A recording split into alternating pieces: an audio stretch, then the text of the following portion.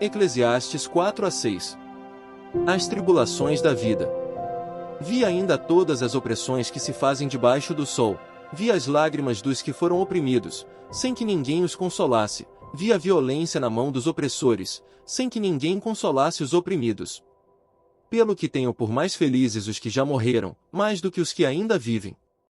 Porém mais que uns e outros tenho por feliz aquele que ainda não nasceu e não viu as mais obras que se fazem debaixo do sol. Então, vi que todo o trabalho e toda destreza em obras provém da inveja do homem contra o seu próximo. Também isto é vaidade e correr atrás do vento. O tolo cruza os braços e come a própria carne, dizendo: melhor é um punhado de descanso do que ambas as mãos cheias de trabalho e correr atrás do vento. Então, considerei outra vaidade debaixo do sol.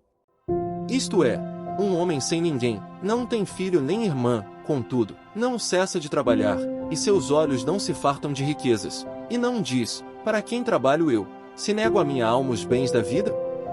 Também isto é vaidade e enfadonho o trabalho. Melhor é serem dois do que um, porque tem melhor paga do seu trabalho. Porque se caírem, um levanta o companheiro, ai porém, do que estiver só, pois caindo, não haverá quem o levante. Também, se dois dormirem juntos, eles se aquentarão, mas um só como se aquentará? Se alguém quiser prevalecer contra um, os dois lhe resistirão, o cordão de 3 dobras não se rebenta com facilidade. Melhor é o jovem pobre e sábio do que o rei velho e insensato, que já não se deixa de molestar. Ainda que aquele saia do cárcere para reinar ou nasça pobre no reino deste. Vi todos os viventes que andam debaixo do sol com o jovem sucessor, que ficará em lugar do rei. Era sem conta todo o povo que ele dominava, tampouco os que virão depois se hão de regozijar nele. Na verdade, que também isto é vaidade e correr atrás do vento. A loucura de votos precipitados. Guarda o pé, quando entrares na casa de Deus, chegar-se para ouvir é melhor do que oferecer sacrifícios de tolos, pois não sabem que fazem mal. Não te precipites com a tua boca, nem o teu coração se apresse a pronunciar palavra alguma diante de Deus, porque Deus está nos céus, e tu, na terra, portanto, sejam poucas as tuas palavras. Porque dos muitos trabalhos vêm os sonhos, e do muito falar, palavras nécias. Quando a Deus fizeres algum voto, não tardes em cumpri-lo, porque não se agrada de tolos. Cumpre o voto que fazes. Melhor é que não votes do que votes e não cumpras. Não consintas que a tua boca te faça culpado, nem digas diante do mensageiro de Deus que foi inadvertência. Por que razão se iraria Deus por causa da tua palavra, a ponto de destruir as obras das tuas mãos? Porque, como na multidão dos sonhos a vaidade, assim também, nas muitas palavras, tu porém, teme a Deus. A vaidade das riquezas. Se vires em alguma província opressão de pobres e o roubo em lugar do direito e da justiça, não te maravilhes de semelhante caso, porque o que está alto tem acima de si outro mais alto que o explora, e sobre estes ainda outros mais elevados que também exploram. O proveito da terra é para todos, até o rei se serve do campo. Quem ama o dinheiro jamais dele se farta, e quem ama a abundância nunca se farta da renda, também isto é vaidade. Onde os bens se multiplicam, também se multiplicam os que deles comem. Que mais proveito, pois, têm os seus donos do que os verem com seus olhos? Doce é o sono do trabalhador, quer coma pouco, quer muito, mas a fartura do rico não o deixa dormir. Grave mal vi debaixo do sol, as riquezas que seus donos guardam para o próprio dano. E se tais riquezas se perdem por qualquer má aventura, ao filho que gerou nada lhe fica na mão. Como saiu do ventre de sua mãe, assim não voltará, indo-se como veio, e do seu trabalho nada poderá levar consigo. Também isto é grave mal, precisamente como veio, assim ele vai, e que proveito lhe vem de haver trabalhado para o vento? Nas trevas, comeu em todos os seus dias, com muito enfado, com enfermidades e indignação. Eis o que eu vi, boa e bela coisa é comer e beber e gozar cada um do bem de todo o seu trabalho, com que se afadigou debaixo do sol, durante os poucos dias da vida que Deus lhe deu, porque esta é a sua porção. Quanto ao homem a quem Deus conferiu riquezas e bens e lhe deu poder para deles comer, e receber a sua porção, e gozar do seu trabalho, isto é dom de Deus. Por que não se lembrará muito dos dias da sua vida, porquanto Deus lhe enche o coração de alegria? A vaidade das riquezas. Há um mal que vi debaixo do sol e que pesa sobre os homens. O homem a quem Deus conferiu riquezas, bens e honra, e nada lhe falta de tudo quanto a sua alma deseja, mas Deus não lhe concede que disso coma, antes, o estranho o come. Também isto é vaidade e grave aflição. Se alguém gerar 100 filhos e viver muitos anos, até avançada idade, e se a sua alma não se fartar do bem, e além disso não tiver sepultura, digo que um aborto é mais feliz do que ele. Pois debalde vem o aborto e em trevas se vai, e de trevas se cobre o seu nome. Não viu o sol, nada conhece. Todavia, tem mais descanso do que o outro. Ainda que aquele vivesse 2 vezes 1000 anos, mas não gozasse o bem. Porventura, não vão todos para o mesmo lugar?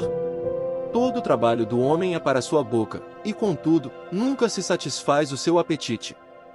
Pois que vantagem tem o sábio sobre o tolo? Ou o pobre que sabe andar perante os vivos? Melhor é a vista dos olhos do que o andar ocioso da cobiça, também isto é vaidade e correr atrás do vento. A tudo quanto há de vir já se lhe deu o nome, e sabe-se o que é o homem, e que não pode contender com quem é mais forte do que ele.